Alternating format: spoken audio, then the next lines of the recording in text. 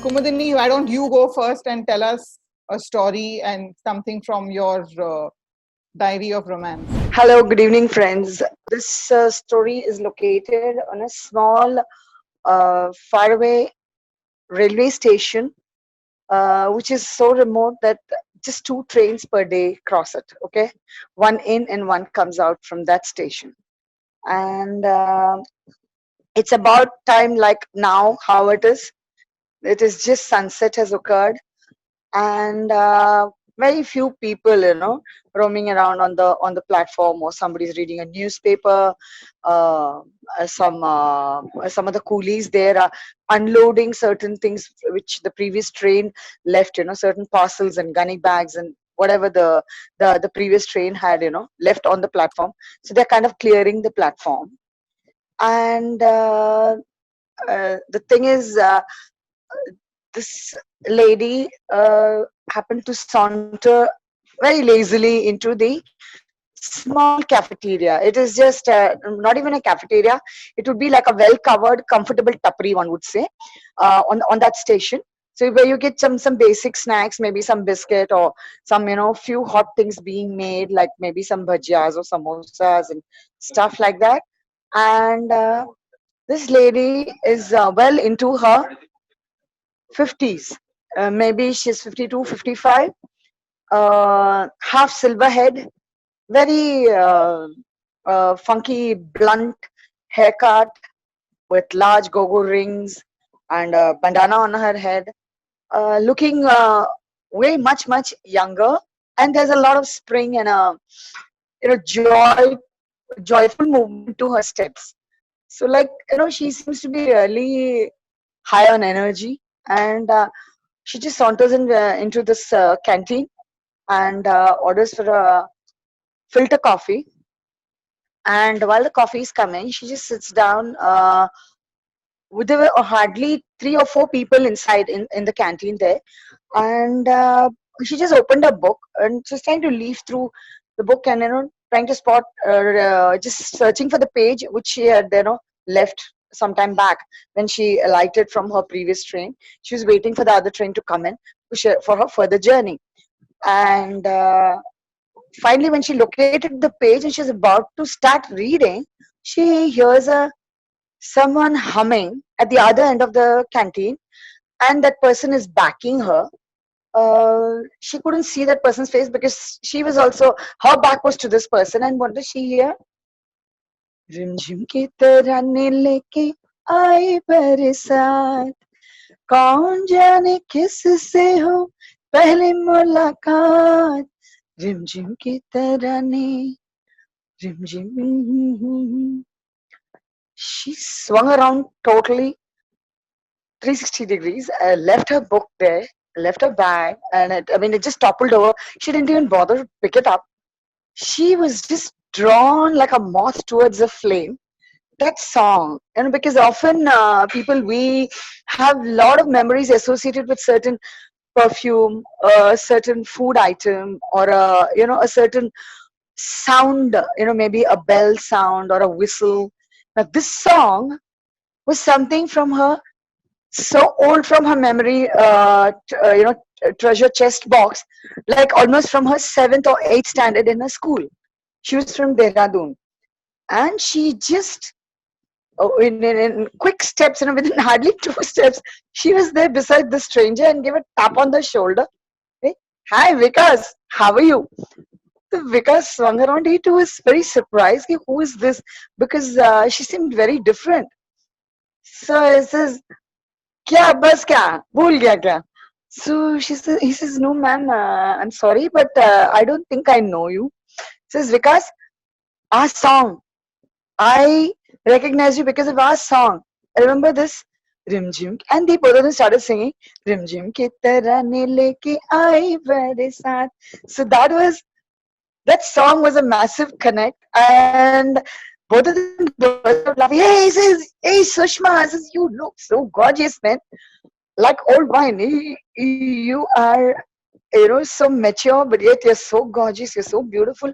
You've totally changed. He says, come on. Says, that was 8th standard or 7th standard. So obviously you also changed. So I'll also change, isn't it? And both of them, had a very big hearty laugh, and like it was like, time had just melted between them, and they had amalgamated into one. It was a tight bear hug for a good long 3 minutes, almost like as if it was a one-on-one personal call, a literally personal call in quotation marks, so to say. And then they sat there chatting about all the what happened, where are you, what are you doing, this, that. Because what is it is that both of these people were from a co-ed school in Dehradun.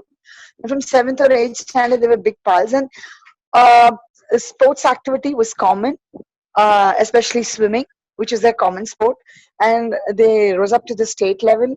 And Sushma went on to become a national champion, and then an international swimmer, and so on and so forth. Life just, took on its momentum. And what could have been a forever fairy tale romantic, story of childhood friends becoming life partners. Unfortunately, each one had a different career choice. She wanted to pursue her Olympic dreams to become a gold medalist and represent our country in the field of swimming. And he wanted to pursue his dreams of being an astrophysicist. So both of them went their own way. But yeah, these memories were still alive and fresh. And this station, this place, this evening, particularly this song, seemed to have connected them. And this lovely, again, another fairy tale like little railway station amidst misty hillocks surrounding, and all the sound you can hear is either of the crickets and the little birds coming home, and an occasional toot and a hoot of their approaching train. Fortunately, they'll have a lot of time to catch up on their memories and all their past journey of their life while they're on this ongoing journey in the same train to the same place. So that's my story, guys. I hope you liked it. So thank you for that wonderful story. I know it's completely fiction, but it was a nice anecdote for sure. And Kumudini, why don't you tell us something about your first date? As it is, monsoon is my favorite season, and again, this monsoon is always there, either in the background or in the foreground of many memorable episodes in my life. And even our first date happened to be just when the monsoon was at its peak. I think it was July end. July end. Hmm. It was July end, and since this is an arranged marriage, I was at my cousin's place in Mumbai. I'm from Madras, Chennai. So I was just here for about maybe for 10, 12 days. I think max I was here for 2 weeks, not more than 2 weeks. And I remember my fiance, now my husband, he came to pick me up at my cousin's place, and my the deadline was you're supposed to be home by 8 p.m. Now that is an unheard of deadline. How can anyone be back by 8 p.m. when I'm leaving at around 5:30? Like you can hardly go anywhere. So both of us, very wisely and very, let's say, in a very super sober mask that we were wearing, because we were excited to go out, because the first time we were going out. And we just, nodded our head. I said, yeah, we'll be there. We won't be late. And like, I'll be there by 8 o'clock and stuff like that.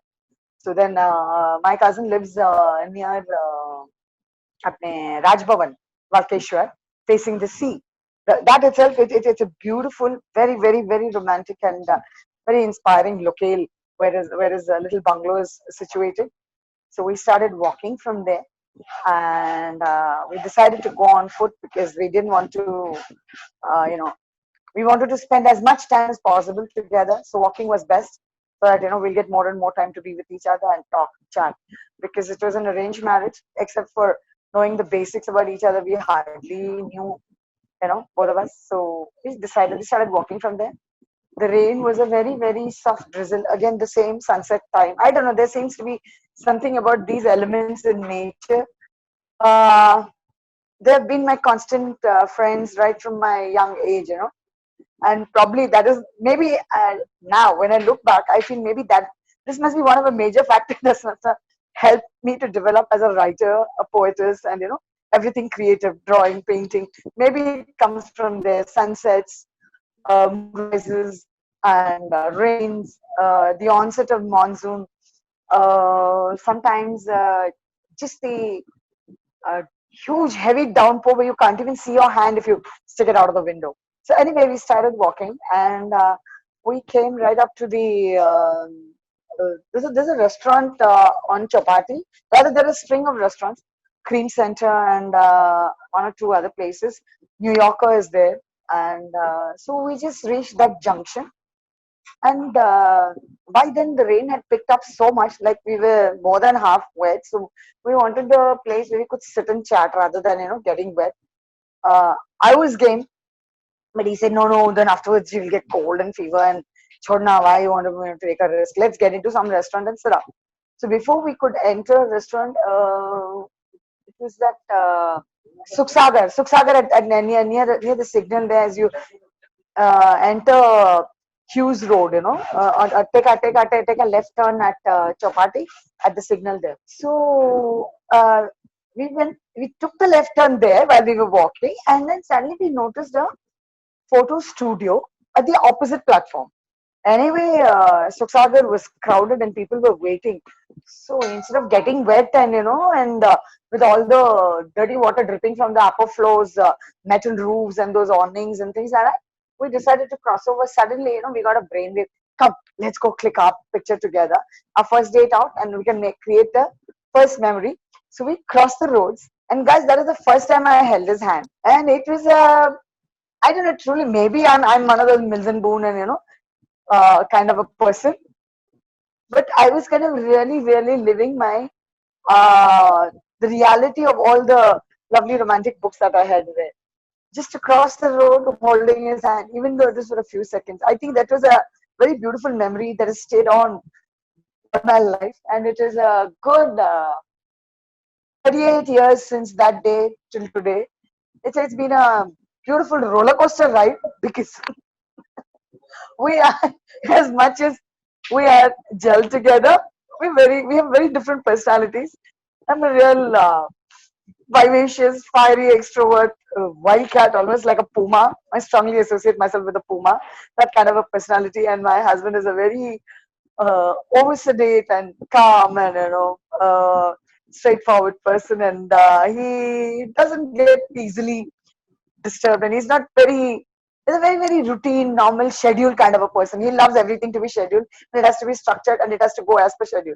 And I'm one of those very impulsive person who doesn't believe in too much of planning and too much of schedule. ठीक है, हुआ तो हुआ, नहीं तो नहीं. So it's okay, that kind of a total wildcat, absolute opposite.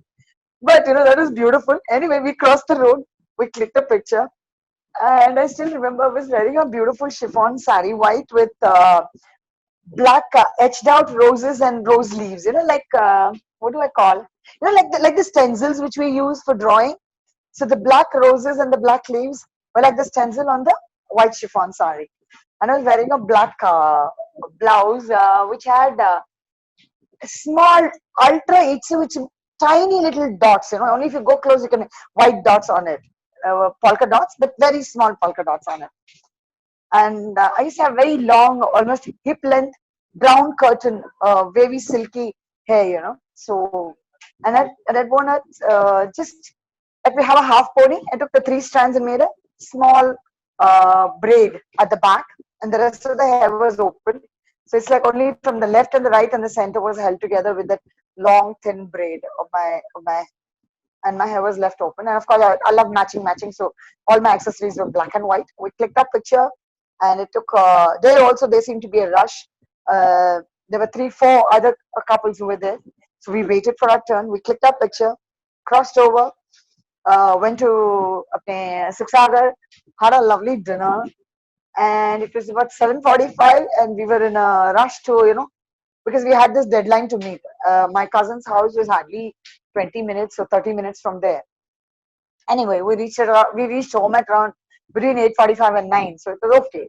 Okay, it's okay. And anyway, nobody would tell the Jamai Babu anything. So that's good. Yeah, So yeah. that was Having that a is my having a jamai really is an advantage. Parents don't tell you anything. yeah. I agree. So they have this special privileges. So anyway, so that was our first monsoon date, so to say. So now for me, first date is a little difficult because I don't know which first date to refer to. The first date when I actually met the guy that I'm married to today, or the first date that we went on when we felt that we are probably not just friends and more than that, or the first date that we went on after we have celebrated the fact that, oh, the parents have approved, or the first date that we went on after getting engaged. So there are different kind of first dates, but I think the first date that will always be special is actually the first time that we met, because it was absolutely unplanned. It was supposed to be a meeting for professional reasons, and it culminated into a conversation that had nothing to do with work, and followed by a week of meeting every day and realizing that our friendship is something that's very strong and meant to be. Of course, 10 years later, we were married. So, yeah, that's like a trailer version of first date for us. Let's talk about love that's not connected to a human. I have had a lot of non-human loves. Though my marriage was an arranged marriage, not a love marriage. I fell madly in love. That's a different story altogether. But I have had lots of non-human.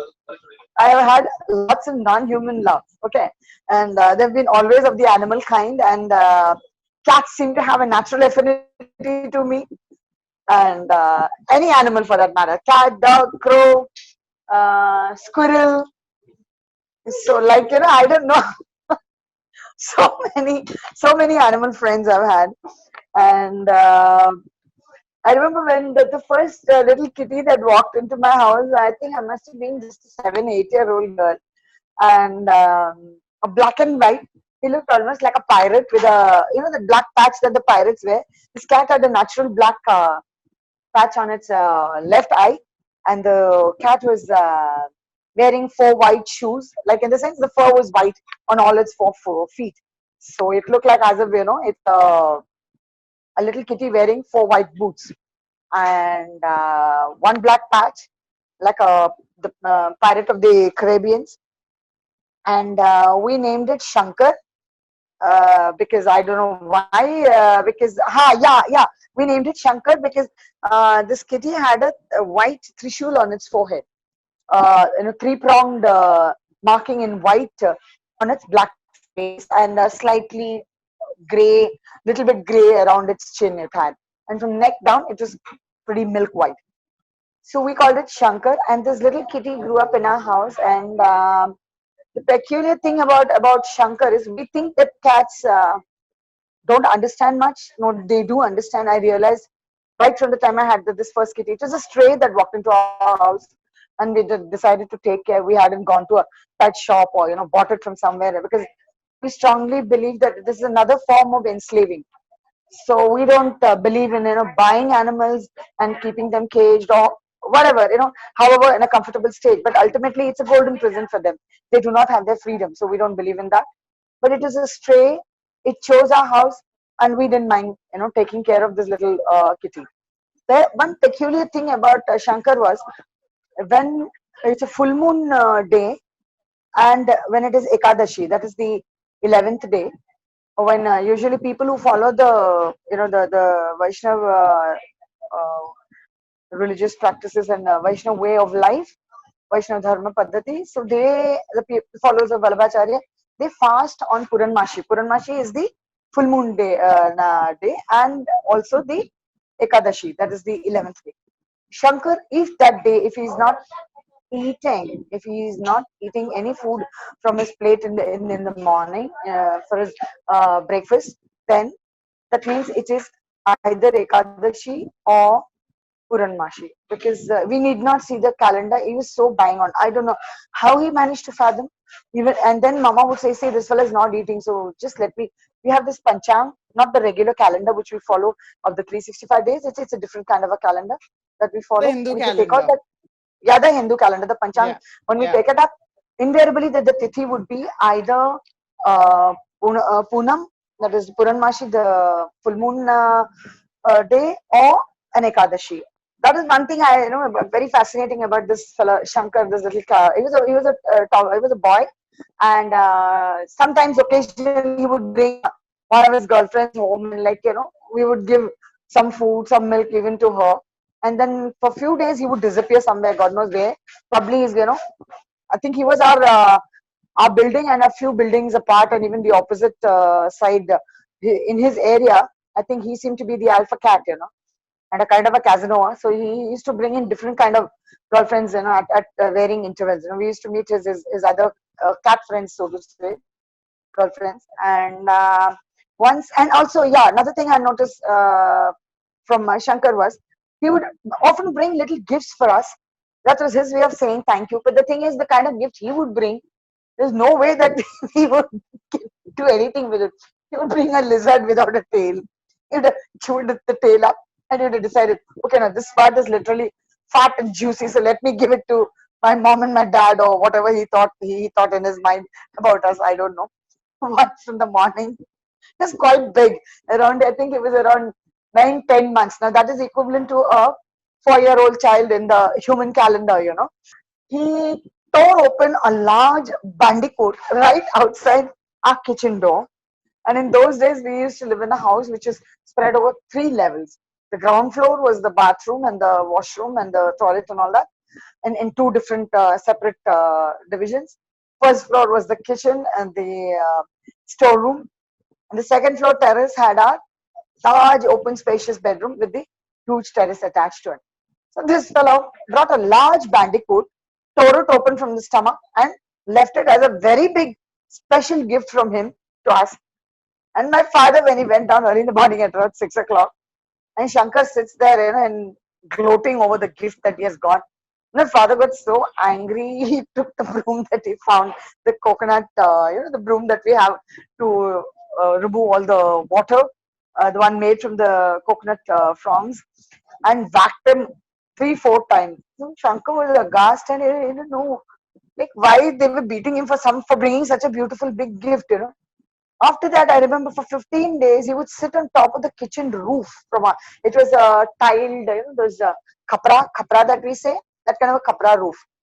Um, it was wavy, kind of a what are those? They made from mud, and they're like Yeah, little waves. the ridged roofs. The ridge Yeah. roofs, but they're in little pieces in Hindi, and in most of our local languages we call it the kapra, the kapra roof.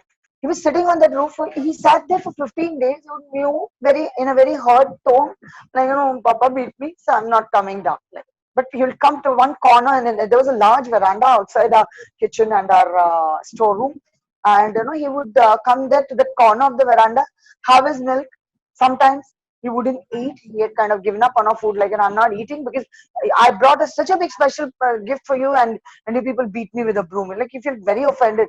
For 15 days, this, rootna manana, and I would feel very bad. I would go up to the window in my bedroom in the terrace, and so that because I could see him clearly on our roof, and with that long, hurt face of his, and mew, really, it's a very hurtful mew. You can understand what he means. No, I'm not coming. Why did you beat me? And I tell Papa. And he literally, whenever he saw Papa, he'll give that, first he'll stare, and then he'll give that sad look, like, I brought you something nice, and such an ungrateful wretch, you beat me with this thing. So somehow it was very difficult for us to convince him, but yeah, we tried and tried and tried. Ultimately, we won him over. But then from that day onwards, he would do one thing. He would either be with mommy or he would be with me. He wouldn't go near Papa even by mistake. Even by mistake. No matter how much my father tried to make peace and tell him that, look, I won't beat you anymore. No. He stopped trusting my father totally, completely. So that was Yeah. one the Animals beginning of tend to my do really, that. my love with cats, and of course even dogs. I mean, all kind of animals. I don't know, they tend to gravitate to me.